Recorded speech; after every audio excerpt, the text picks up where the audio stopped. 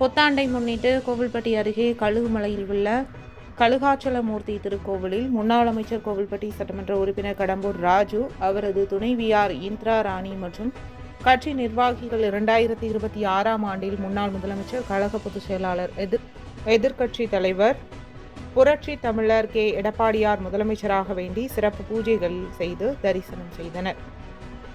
புத்தாண்டை முன்னிட்டு கழுகுமலையில் உள்ள ஆர்சி சர்ச்சில் நடைபெற்ற விளையாட்டுப் போட்டி மற்றும் கட்டுரை போட்டியில் வெற்றி பெற்றவர்களுக்கு முன்னாள் அமைச்சர், கோவில்பட்டி சட்டமன்ற உறுப்பினர் கடம்பூர் ராஜு சிறப்பு விருந்தினராக கலந்து கொண்டு சிறப்புரையாற்றிய பின்னர் போட்டியில் வெற்றி பெற்றவர்களுக்கு பரிசுகள் வழங்கினார். நிகழ்ச்சியில் மாநில பொதுக்குழு உறுப்பினர் ராமச்சந்திரன், கயத்தாறு மேற்கு ஒன்றிய செயலாளர் செல்வகுமார், இளைஞர் இளம்பெண் பாசறை மாவட்ட செயலாளர் கவியரசன், கழுகுமலை நகர செயலாளர் முத்துராஜ், கழுகுமலை இளைஞரணி நகர செயலாளர் கருப்புசாமி, கலைப்பிரிவு மாவட்ட இணைச் செயலாளர் பாலகணேசன், முன்னாள் ஊராட்சி ஒன்றிய குழு தலைவி சத்யா உள்ளிட்ட அதிமுக நிர்வாகிகள் என பலரும் கலந்து கொண்டனர்.